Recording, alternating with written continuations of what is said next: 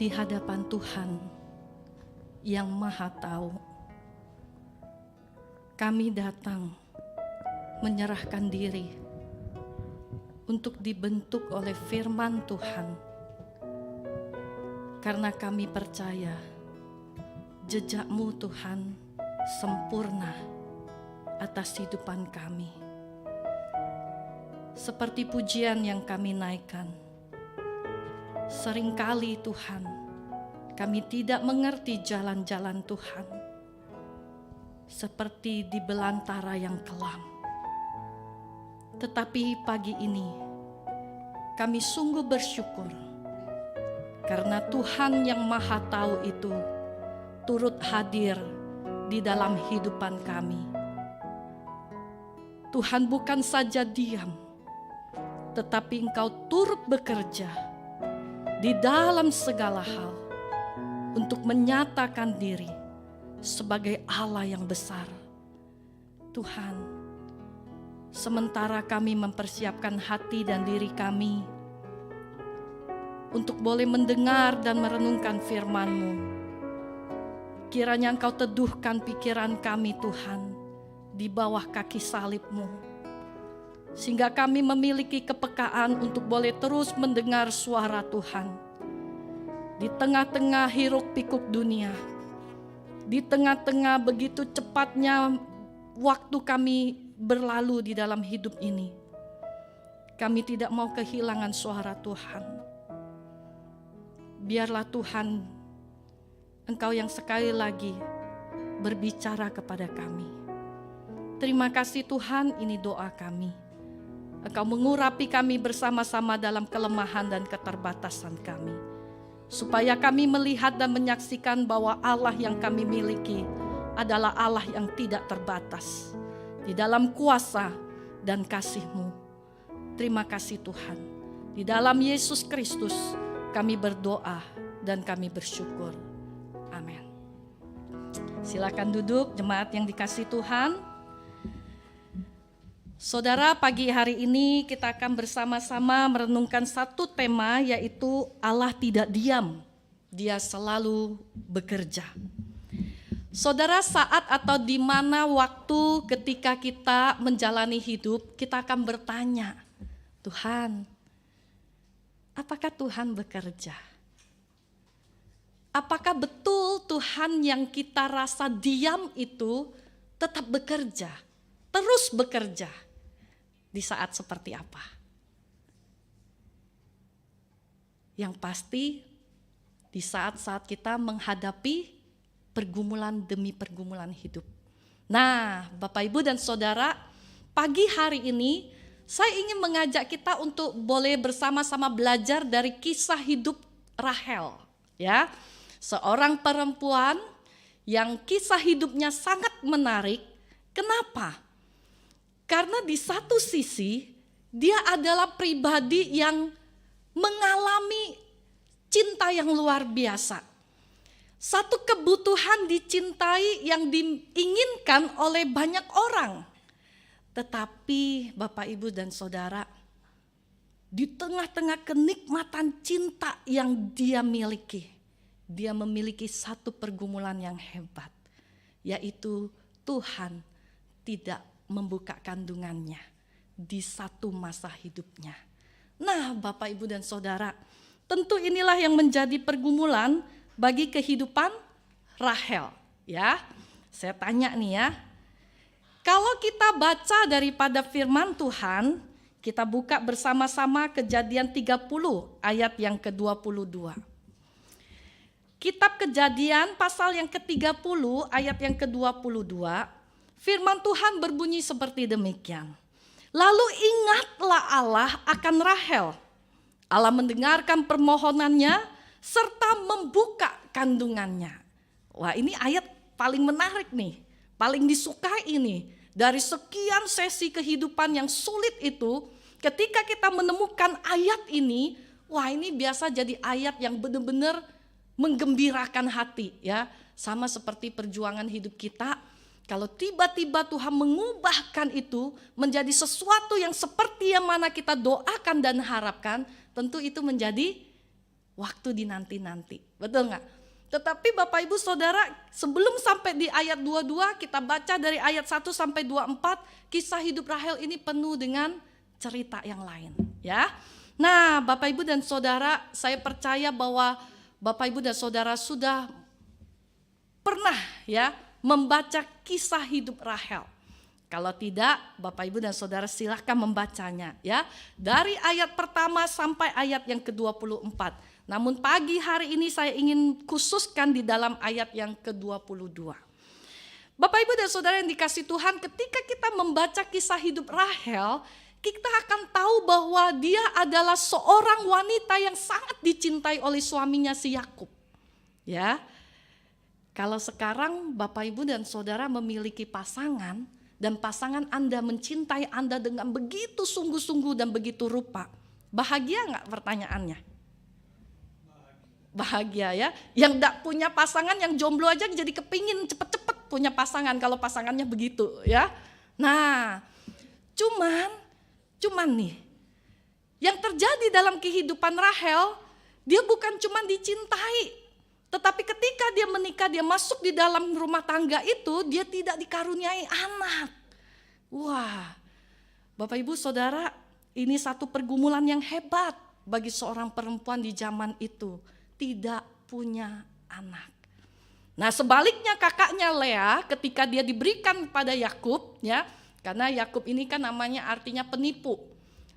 Hidup Yakub sendiri sangat menarik kalau kita telusuri, ya. Kenapa? Karena dulu dia menipu bapaknya, ya. Dia menipu Esau juga. Tetapi kemudian akhirnya sekarang dia ditipu, begitu kan ya. Dia ditipu oleh Laban. Yang tadinya dia pingin Rahel dikasih Lea. Kenapa? Karena dengan alasan Lea itu kan kakak, enggak boleh melangkahi. Akhirnya dia ditambah lagi 7 tahun, ya. 7 tahun dengan perjuangan, akhirnya dia baru dapatin Rahel. Kemudian dia tidak punya anak dari Rahel. Nah, Bapak Ibu dan Saudara yang dikasih Tuhan, si Lea, dia itu tidak dicintai oleh Yakub. Tetapi Tuhan memberikan dia berkat lewat Lea. Banyak keturunan yang diberikan untuk Yakub. Pertanyaan saya ya, kalau Bapak Ibu masuk di dalam pergumulan hidup, ya khususnya ibu-ibu ya, karena bapak-bapak kan enggak bisa melahirkan begitu kan ya. Kalau dipilih,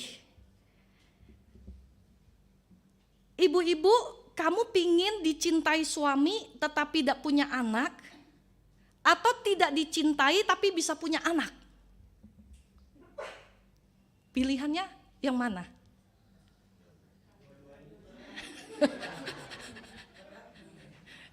Kelihatan kan bingungnya, kenapa sulit ini? Ya, ini pilihan yang sulit. Kalau mau kita dua-duanya ya dapat begitu kan ya. Anak dapat, dicintai dapat. Sama seperti bapak-bapak. Pingin istri yang cantik tapi tidak mencintai kamu, atau istri yang pas-pasan tapi sangat mencintai kamu? Mana? Mau yang mana? Cantiknya luar biasa tapi tidak mencintai, tapi bisa dimiliki. Mau yang mana? Hah? Yang mana? Musibah. Bapak-bapak tahu enggak kenapa enggak berani jawab? Takut disenenin di rumah. Oh, jadi jawabannya itu tadi ya, gitu kan. Kalau kita lihat hidup ini enggak ada kesimpulannya ya, enggak ada yang sempurna. Ya. Kalau kita melihat kehidupan yang real, kita akan menemukan bahwa tidak ada hidup yang benar-benar bahagia. Tidak ada yang hidup itu sempurna. Tetapi kita harus ingat bahwa di tengah-tengah ketidaksempurnaan dan ketidakbahagiaan itu bukan berarti Tuhan tidak bekerja, ya. Nah, inilah kehidupan yang kita mau sama-sama lihat di dalam Rahel, ya. Kita seringkali bertanya, kenapa sih Tuhan kasih ada pergumulan dalam hidup? Sudah bagus-bagus dicintai, kenapa sih Tuhan tidak langsung kasih karunia anak? Udah bagus-bagus bisa punya pasangan, kenapa sih Tuhan tidak memberikan karunia untuk dicintai? Kadang kita bingung ya, kenapa ada A tetapi tidak ada B, tidak ada paket lengkap begitu ya. Nah, ternyata Tuhan di sana ingin membentuk imannya kita. Bapak, Ibu, dan Saudara, kita melihat kenapa pergumulan itu selalu hadir di dalam kehidupan orang percaya, termasuk kehidupan Rahel. Ternyata di dalam kehidupan Rahel, Tuhan itu membentuk iman dari kehidupannya. Bapak, Ibu, Rahel itu karena dia sangat ingin sekali punya anak, ya. Jadi ketika dia tidak punya, dia merasa ada tekanan, ada pressure, ya. Ketika dia menghadapi realitas bahwa dia tidak bisa memiliki anak, ini menjadi suatu kefrustasian dia. Kenapa? Karena keinginan itu sudah memuncak. Dia sudah tidak bisa pakai antara logika, perasaan, iman, itu sudah campur aduk semua, ya. Karena dia menempatkan identitas dan harga diri dia itu bergantung pada punya anak. Jadi kalau seakan-akan dia tidak punya anak, wah, aku nih perempuan sial. Aku nih perempuan tidak beruntung. Aku nih perempuan yang cacat. Aku nih perempuan yang nasibnya buruk dan lain sebagainya.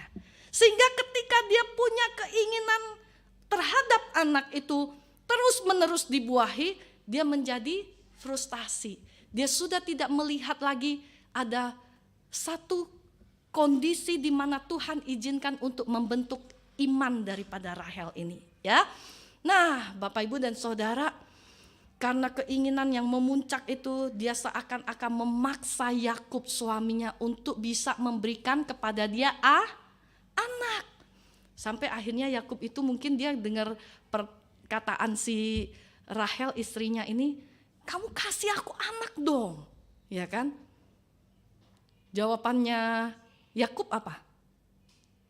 Akukah pengganti Allah yang menghambat kamu mengandung? Jadi di sini kita melihat bagaimana Yakub itu sendiri dia frustasi pada akhirnya. Melihat keinginan yang memuncak di dalam diri Rahel yang kemudian saking itu menjadi fokus dari Rahel, dia melihat bahwa waduh, ini sudah tidak masuk logika nih, ya. Seakan-akan aku ini yang menghambat istriku sendiri yang sangat kucintai itu untuk memiliki keturunan. Padahal Yakub sendiri dia pasti ingin untuk memberikan dan bahkan ingin memiliki. Tapi apa mau dikata?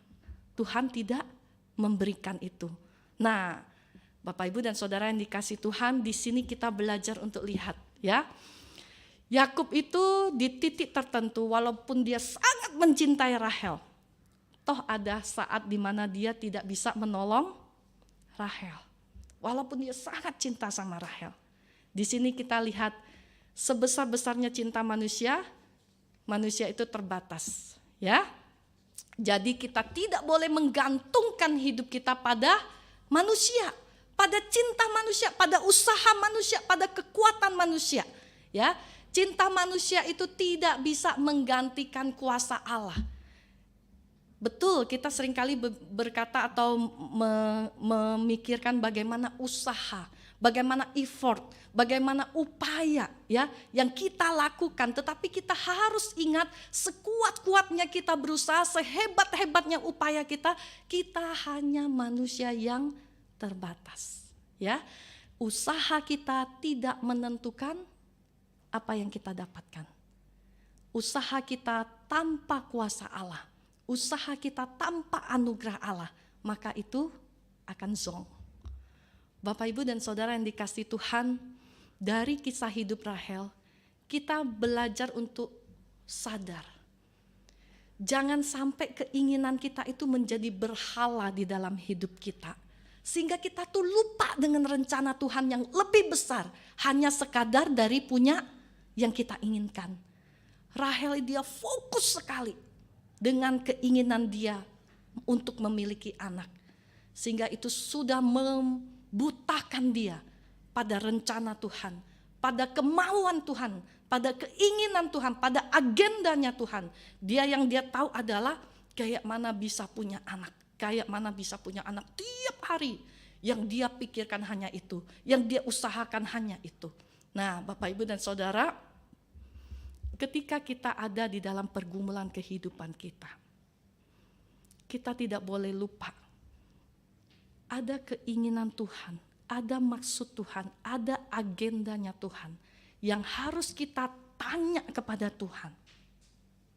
Tuhan, ketika Tuhan izinkan aku mengalami ini, sebenarnya apa yang Tuhan mau bicara kepada saya? Apa yang Tuhan ingin supaya aku bisa responi, sikapi? Apa yang Tuhan ingin bentuk di dalam iman dan di dalam hidupku dengan kejadian atau dengan pergumulan ini? Karena saudara, identitas kita itu bukan terletak pada pencapaian kita. Wah, kalau aku bisa mencapai A, B, C, baru di situ aku jadi orang hebat. Jadi seakan-akan kita kalau tidak mencapai itu kita bukan siapa-siapa. Tetapi padahal kita tahu bahwa di dalam Kristus kita adalah pribadi yang sangat dikasihi. Kita adalah pribadi yang begitu berharga. Kita adalah pribadi yang disertai oleh Allah. Tetapi ingat, seringkali yang mengecoh hidup kita, pikiran dan fokus kita adalah keinginan kita. Sehingga seakan-akan kalau aku tidak punya tas yang keren, aku tidak punya pakaian yang modis, kalau aku tidak punya rumah yang gede, aku tidak punya mobil yang mewah, rasanya aku ini bukan siapa-siapa. Sehingga kita kejar hanya untuk jadi orang kaya. Kita kejar hanya jadi orang diakui. Saudara, sekuat-kuat kita mengejar, sehebat-hebat kita mendapati, kita harus ingat, kita manusia yang terbatas. Pada akhirnya semua pencapaian itu tidak akan membuat kita merasa puas. Tidak akan pernah merasa cukup. Kita hanya merasa puas dan cukup karena kita punya identitas di dalam Kristus, bukan di dalam pencapaian. Sehingga itulah yang perlu kita ingat di dalam kisah hidup Rahel, ya. Bapak, Ibu, dan Saudara yang dikasihi Tuhan, dalam konteks budaya kuno, memang ketika perempuan itu tidak memiliki keturunan, dia akan dianggap orang yang dikutuk. Sebagai seorang yang percaya kepada Tuhan, ketika kita berusaha hidup dekat dengan Tuhan, kita berusaha hidup dengan maunya Tuhan, tetapi ketika pergumulan itu tidak lari dari kehidupan kita, maka mungkin pertanyaan kita adalah, Tuhan, apakah Engkau memberkati aku? Betul? Ketika Engkau sudah bekerja dengan keras, ketika Engkau sudah mentaati Tuhan, ketika Engkau sudah dengan sungguh-sungguh melayani Tuhan, tetapi hidupmu ada dalam pergumulan. Mungkin engkau akan bertanya, benar enggak Tuhan? Kalau Tuhan berkati aku, kalau Tuhan ada dalam hidup aku, kalau Tuhan itu betul-betul sertai aku, kenapa aku harus mengalami ini? Bapak, Ibu, dan Saudara yang dikasihi Tuhan, hari ini kita belajar dari kisah hidup Rahel. Di dalam kondisi yang seharusnya Rahel itu justru bisa belajar untuk percaya, untuk bergantung, untuk berserah kepada Tuhan. Tetapi justru yang terjadi sebaliknya. Dia justru memakai kekuatan dia memaksa Yakub suaminya. Dia berjuang untuk bagaimana mewujudkan keinginan dia. Sampai pada akhirnya dia lupa bahwa ada Tuhan yang menjadi persandaran dia. Saudara yang dikasihi Tuhan, ini bedanya Rahel dengan Hana. Bapak, Ibu, Saudara ingat kisah Hana? Hana waktu tidak dikasih anak, apa yang dia lakukan? Dia berdoa, dia menangis, dia berseru, dia terus di dalam bait Allah. Sampai Imam Eli pikir dia orang mabok, ya, karena dia ngomong terus. Dia mengeluarkan semua isi hati dia dan keluh kesahnya dia. Saudara, seharusnya pergumulan dalam kehidupan kita mendekatkan kita kepada Tuhan. Membuat kita semakin berserah dan angkat tangan kepada apa yang jadi rencana Tuhan. Bukan justru kita ngotot dengan apa yang jadi keinginan kita. Sehingga di sini kita melihat apapun yang menjadi kehidupan daripada perjalanan kita, kita harus tanya sama diri kita masing-masing. Hari ini ketika kita melewati setiap pergumulan, siapa yang kita gantung? Atau apa yang kita gantung? Siapa yang menjadi tempat persandaran? Atau apa yang kita bisa pegang untuk jadi sandaran? Saudara, pertanyaan ini sangat penting untuk kita jawab. Kenapa saudara? Karena tanpa sadar, ketika kita sibuk dengan segala tuntutan dunia, tanggung jawab hidup, ada kalanya kita sudah tidak mengerti lagi bahwa Tuhan menghadirkan pergumulan hanya dengan ingin supaya kita sadar, masih ada aku, masih ada Tuhan. Terkadang kita lupa kalau Tuhan itu ada, sehingga kita merasa kita harus berjuang lebih keras, berusaha lebih kuat, dan kita harus benar-benar mengandalkan diri kita, karena tidak ada yang bisa menolong kita. Saudara yang dikasihi Tuhan, mari kita belajar untuk tetap bergantung pada Tuhan, bukan pada keadaan atau kondisi hidup kita. Mari kita belajar untuk merasa cukup dan kita menggantungkan identitas kita pada kehidupan di dalam Tuhan. Saudara, sejauh kita membiarkan diri kita untuk dikontrol dengan keinginan dunia dan keinginan daging kita, maka kita seakan-akan merasa ketika kita tidak mendapati atau tidak memilikinya, maka hidup kita hancur. Hidup kita habis. Hidup kita tidak ada artinya. Saudara, ini bisa kita lihat dari kehidupan Rahel. Bagaimana ketika dia berkata, beri aku anak. Kalau enggak lebih baik aku mati, saudara. Jadi Rahel itu sudah kehilangan satu masa di mana dia bisa bergumul dengan Tuhan. Dia sadar bahwa ada Tuhan. Dan dia tahu dengan jelas bahwa Tuhan itu sedang sebenarnya membentuk imannya dia. Sehingga yang terjadi adalah saudara, dia menggantungkan seluruh hidupnya, mati hidupnya hanya pada anak. Saudara, mari kita belajar untuk tetap fokus pada perjalanan iman kita. Rahel, dia gagal melihat pergumulannya dari kacamata iman. Dia hanya sekadar melihatnya itu sebagai sebuah pengejaran, sebuah pengakuan, sebuah penerimaan tentang dirinya.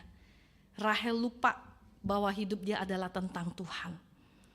Saudara yang dikasihi Tuhan, inilah arti di mana kita sadar bahwa ketika Allah menghadirkan pergumulan, Allah ingin bahwa iman kita dibentuk oleh Dia. Dan yang kedua, saudara, mengapa pergumulan itu terjadi di dalam kehidupan kita? Sebenarnya Tuhan ingin mengajarkan kita untuk bisa tahu bahwa Allah itu turut bekerja di dalam segala hal, termasuk di dalam penundaan. Saudara, saya ingat sekali ketika mama saya masih menjadi seorang yang belum percaya, sementara kami anak-anaknya sudah mengikut Tuhan. Dari titik kami mengajak dia untuk bisa sekadar berdoa, sampai dia untuk ke gereja, dibaptis dan lain sebagainya. Saudara, itu waktu yang sangat panjang. Tetapi pada akhirnya kami melihat Tuhan itu, terkadang kita tidak dengar suaranya, kita tidak lihat jalannya, kita tidak tahu dia mau bawa kemana. Tetapi bukan berarti Tuhan diam dan tidak bekerja. Saudara, ini yang saya temui dalam perjalanan iman saya. Ketika saya melihat mama saya pada akhirnya percaya. Bahkan yang tadinya sangat menentang saya untuk menjadi hamba Tuhan. Kemudian dia menjadi bersyukur. Karena ada seorang anaknya yang dipakai Tuhan. Saudara, itu perlu waktu yang begitu panjang dan lama. Terkadang di dalam doa-doa kita, mungkin kita bisa merasa putus asa. Ketika kita tidak melihat perubahan. Ketika kita justru melihat apa yang kita harapkan itu semakin jauh dan semakin jauh. Dan Bapak Ibu Saudara yang dikasih Tuhan, itulah yang dialami oleh Rahel. Ketika dia berharap Tuhan membuka kandungannya, yang terjadi adalah dengan kekuatan dia tidak menemukan bahwa itu terjadi dalam hidupnya. Sehingga di satu titik dia sudah putus asa. Dia kasih Bilha, budaknya. Dengan harapan apa? Bisa memberikan Yakub keturunan. Saudara, memang di waktu itu adalah lumrah memberikan budak kepada suami untuk bisa memiliki keturunan. Tapi ingat, itu bukan kehendak Tuhan. Sama seperti kisah Abraham. Ketika Sarai ini tidak bisa punya anak, dia kasih Hagar. Nah, coba Bapak Ibu Saudara pikirkan di sini ya. Seakan-akan kita lihat itu seperti sebuah jawaban, memberikan budak, ya. Benar, dikasih, ada keturunan. Wah, Tuhan jawab doa. Tapi kita ingat, sesuatu yang tidak sesuai dengan rencana dan kehendak Tuhan, itu akan mengakibatkan masalah hidup yang lainnya. Hagar dan Sarai kemudian bertengkar, ya. Akhirnya yang pusing siapa? Hah? Abraham, betul ya. Jangan coba-coba dua, Pak, ya. Itu kira-kiranya ya. Pasti pusing. Siapa yang mau dibela? Siapa yang mau diikutin? Siapa yang mau didengar? Pasti pusing. Kenapa? Karena pakai caranya sendiri. Walaupun kita lihat seakan-akan itu jawaban, tetapi ingat, kalau itu bukan kehendak Tuhan, tetap kita akan menghadapi konsekuensi logis. Nah, Bapak Ibu dan Saudara yang dikasih Tuhan, ketika Rahel mengalami penundaan, dia itu bukan duduk diam di kaki Tuhan dan bertanya, Tuhan maunya kamu apa? Apa yang Tuhan pingin untuk aku bisa percaya, untuk aku bisa belajar mempersembahkan hidup di tengah-tengah ketidaktahuan aku. Enggak seperti itu. Tapi dia terus memakai kekuatan dirinya. Dia berusaha dengan kekuatan dia menyelesaikan masalahnya di dalam kehidupannya. Jadi waktu dia pikir, dia berusaha dengan cara manusia, dia kan sudah ngomong ke Yakub nih, ya kan? Kasih aku anak dong, kalau enggak aku mati aja. Si Yakub ngomong, emang aku pengganti Allah? Emang aku yang menghambat kandunganmu? Nah, saudara, dia sudah tidak berhasil nih mendesak Yakub, ya kan? Yakub kelihatannya sudah frustasi. Dia juga sudah mungkin tidak berdaya, ya. Karena dia sudah berusaha tetapi tidak ada jawaban. Nah, saudara, ini yang Rahel keliru. Dia pikir dengan memberikan budaknya si Bilha, ini jawaban yang Tuhan sediakan. Ternyata berikut dalam kehidupannya, itu juga yang menjadi masalah. Ya, ketika Rahel dia sudah bisa memberikan Bilha, dia punya keturunan, yang dia lihat apa? Si Lea enggak tinggal diam, ya. Lea juga kasih keturunan terus menerus kepada Yakub. Akhirnya lama-lama terjadi persaingan. Lu kasih satu, gua kasih satu, lu kasih dua, gua kasih dua. Jadi kayak gitu mainnya. Seperti sebuah perlombaan untuk bisa memberikan keturunan. Capek enggak? Sampai kapan puas? Nggak ada. Akhirnya mumet sendiri. Kenapa? Karena ketika ada cerita kisah di sini, di si Rahel dan Lea ketemu, anaknya Lea itu lagi ambil buah dudaim. Terus si Rahel minta, katanya, kamu gak cukup sudah ambil suami saya, sekarang mau ambil juga buah dudaim anak saya, gitu kan? Akhirnya mereka sekongkol. Kesepakatan, udah kalau gitu lu kasih buah dudaimnya, nanti malam Yakub boleh tidur sama kamu. Bayangin, suaminya jadi bahan transaksi. Ini nanti baca ya. Menarik loh. Kenapa bisa terjadi seperti ini? Karena sudah usaha dan kerja keras manusia yang menjadi kekuatannya. Udah jadi landasan atau fondasinya. Bukan lagi kehendak Tuhan. Sehingga mereka tidak bisa lihat Yakub itu sebagai suami yang harus dihormati, yang harus dihargai, yang harus dijaga perasaannya. Saya percaya Yakub kan waktu dikasih tahu gini, malam ini kamu tidur sama aku loh, karena kamu sudah jadi transaksi antara saya dan Lea, ya, antara Rahel dan saya. Bagaimana ya perasaan si Yakub ya? Kurang ajar, atau dia ngomong seneng-seneng aja lah. Saudara, sampai pada akhirnya kita menemukan ini keluarga tambah runyem, ya, tambah riwah. Kenapa? Karena semua memikirkan dengan cara pikirnya sendiri. Nah, Bapak Ibu Saudara yang dikasih Tuhan, di sini Rahel belajar bagaimana ketika dia itu menggunakan kekuatan dia, ternyata itu juga tidak menjadi jawaban. Karena justru dia masuk di dalam satu masalah persaingan dengan kakaknya. Nah, Bapak Ibu dan Saudara, kita baca ayat yang tadi. Tuhan ingat kepada Rahel, kepada permohonan Rahel. Lalu Tuhan membuka kandungan Rahel. Artinya apa? Disinilah Rahel bisa mengandung. Dari sekian panjang drama persaingan, satu masa Tuhan buka. Coba saudara pikir, kenapa Tuhan tidak buka dari awal? Kata ingat ini kalau bahasa aslinya bukan tiba-tiba gini, wah kita bergumul-gumul gitu kan. Tuhan tuh kelupaan, dia tiba-tiba ingat, oh iya ya, Bu Erika kan lagi bergumul itu ya, iya saya lupa jawab, saya jawab dulu begitu. Enggak begitu. Kata Tuhan ingat pergumulan atau permohonan si Rahel ini, memang Tuhan itu sudah tetapkan waktu untuk bisa menjawab doanya permohonannya si Rahel. Tapi Rahelnya tidak sabar.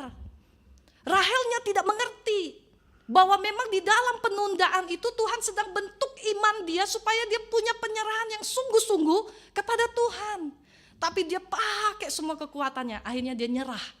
Waktu Tuhan jawab, nah di sini nih Tuhan cuma pingin ngomong gini, Hel, lu belajar ya, ketika lu mengandalkan kekuatan dan juga upaya lu rasa lu paling hebat, lu bisa berikan jawaban atas pergumulan lu. Tetapi gue mau ngomong sama lu, pada akhirnya yang bisa membuka kandungan lu itu adalah gua, ya kan? Tuhan mau ngomong gitu doang. Jadi lu itu jangan hanya berpikir bagaimana caranya untuk bisa punya anak. Tapi bagaimana you bisa percaya bahwa gue ini akan ada waktunya gue bekerja untuk menyatakan bahwa ini loh. Aku tuh gak lupa kamu. Aku tuh ingat sama kamu. Aku bahkan sudah tahu di titik tertentu hidup kamu. Kamu akan punya pergumulan ini. Bapak, Ibu, dan Saudara, apa pergumulan yang hari ini kita hadapi? Yang kita rasa Tuhan tidak punya jawaban. Yang kita rasa Tuhan, semakin kita berusaha, semakin jauh dari harapan. Dan kita merasa Tuhan lupa dengan kita punya doa. Saudara, Tuhan punya jawaban. Ya, Tuhan punya waktu. Jadi Tuhan ingin berkata bahwa di dalam penundaan Tuhan tetap bekerja. Inilah jawaban yang Tuhan sediakan bagi Rahel. Ini membuktikan bahwa kontribusi, ya, anugerah Allah itu tidak bergantung pada kesempurnaan hidup kita ya, pada usaha kita yang keras, tetapi pada belas kasihan Tuhan. Nah, Bapak Ibu, di sini kita belajar penyerahan diri itu lebih penting dari ambisi kita, ya. Kita punya ambisi boleh, tetapi tanya ambisi itu sesuai dengan kehendak Tuhan enggak? Jangan hanya mengandalkan kekuatan kita, pikiran kita, dan usaha kita. Tanya Tuhan dulu. Saudara, ketika Allah membuka kandungan dari Rahel, itu setelah Rahel sekian lama berdoa, ya. Saya percaya di sini dia belajar. Ternyata memang kontribusi yang terbesar itu kadangkala bukan dari usaha kita yang keras, yang kuat, yang besar, tetapi pada penyerahan kita di dalam doa, di dalam permohonan kita kepada Tuhan. itulah yang dialami oleh Hana juga, ya. Nah, Bapak Ibu dan Saudara yang dikasihi Tuhan, ketika Rahel gagal paham terhadap Tuhan, terhadap rencana Tuhan, sehingga dia membuat jalan sendiri, dia membuat jawaban sendiri, dia bikin jawaban atas hidupnya. Kita lihat ya, ternyata kegagalan Rahel itu tidak menghilangkan jawaban Tuhan. Tuhan tetap kasih, ya. Tuhan tetap ingat, Tuhan tahu waktu yang tepat. Tuhan tetap membuka kandungan Rahel. Saudara, seringkali dalam memahami jalan Tuhan kita gagal. Kadang kita bisa salah buat keputusan hidup. Tapi jangan pernah menyerah. Tuhan tahu jawabannya. Dia akan berikan tepat pada waktunya. Sehingga dari kehidupan Rahel, kita menemukan bahwa Tuhan tidak pernah gagal. Walaupun manusia itu bisa salah, manusia itu bisa gagal, tetapi rencana Tuhan terus berjalan. Tidak pernah akan terganggu dengan kegagalan dan juga kesalahan manusia. Dari Rahel dan Lea, muncullah 12 suku Israel. Dan pada akhirnya kita melihat bahwa Tuhan tidak pernah diam, bukan. Dia tetap bekerja. Saudara, kalau hari ini hidup kita di tengah kekacauan dan mungkin kita rasa begitu banyak pergumulan yang silih berganti hadir. Mari kita belajar dari kisah ini, jangan pakai kekuatan manusia. Jangan pakai upaya kita hanya sekadar untuk bisa mencari jawaban Tuhan. Belajarlah untuk bisa duduk diam dengan sabar, memahami apa maksud Tuhan, dan belajar untuk bertanya sama Tuhan. Saya percaya bahwa ini sesuatu yang tidak mudah, ya. Di tengah-tengah pergulatan hidup, kita pinginnya iman kita bertumbuh. Tetapi kita lupa bagaimana caranya iman bisa bertumbuh kalau tidak lewat pergumulan. Jadi kalau kita ngomong Tuhan aku ingin bertumbuh, ya Tuhan kasih masalah, Tuhan kasih kesulitan, Tuhan kasih tantangan, Tuhan kasih pencobaan, nah itu baru bisa bertumbuh. Jadi kalau kita mau bertumbuh memang harus ada bagian yang menumbuhkan. Kalau kita hidup aman, nyaman, mati iman kita. Jadi kita harus tahu bahwa disinilah Tuhan ingin supaya kita punya iman dibentuk. Dan kita belajar sekali lagi mengenal Tuhan yang tidak pernah diam. Tuhan yang selalu bekerja, ya. Tuhan yang selalu mempersiapkan yang terbaik buat anak-anaknya. Mari kita berdoa. Bapak, Ibu, dan Saudara yang dikasihi Tuhan, mungkin hari ini engkau sudah merasa lelah karena engkau tidak merasa bahwa Tuhan mendengar doa dan permohonanmu. Mungkin hari ini engkau masih berpikir bahwa usaha yang aku lakukan kurang kuat, kurang keras, kurang besar. Tetapi pada akhirnya engkau juga mengalami frustasi. Kenapa semakin aku berupaya, semakin jauh apa yang aku harapkan. Dan kau mulai berpikir Tuhan mungkin lupa dengan pergumulan aku. Saudara, hari ini mungkin ada di antara kita juga menaruh rasa berharga di dalam diri kita kepada sesuatu hal di luar Kristus. Kita merasa bahwa ketika kita diakui oleh orang tua kita, diakui oleh pasangan kita, diakui oleh teman kita, diakui oleh bos kita, baru di situ kita merasa hidup kita berharga.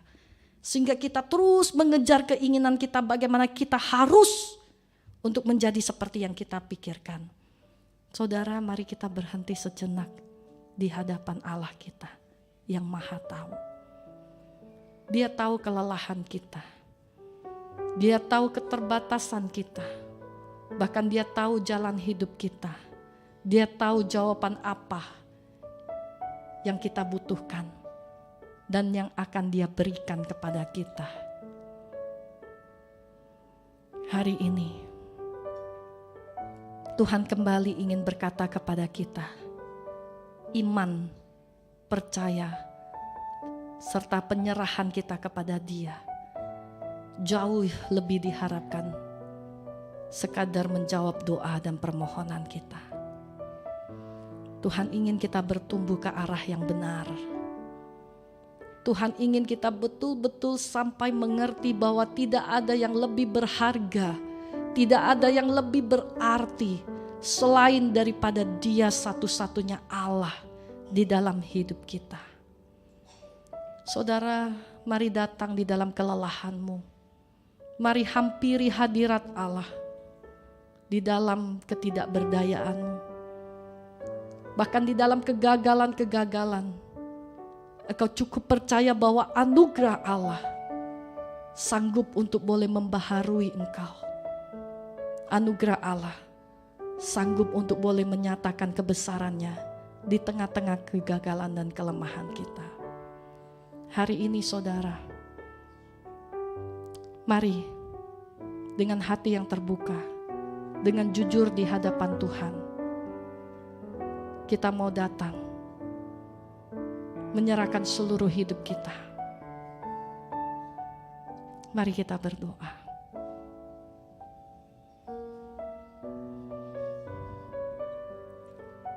Tuhan, Engkau melihat setiap pergumulan yang kami hadapi hari ini. Bahkan Engkau turut merasakan penderitaan, kelelahan,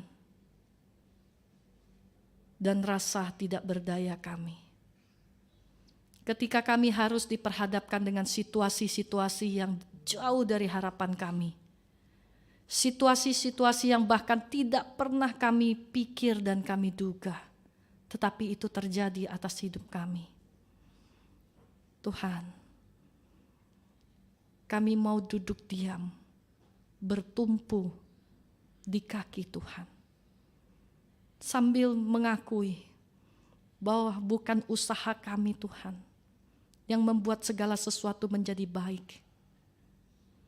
Bukan kerja keras kami semata-mata yang membuat kami mendapatkan perkenanan Tuhan.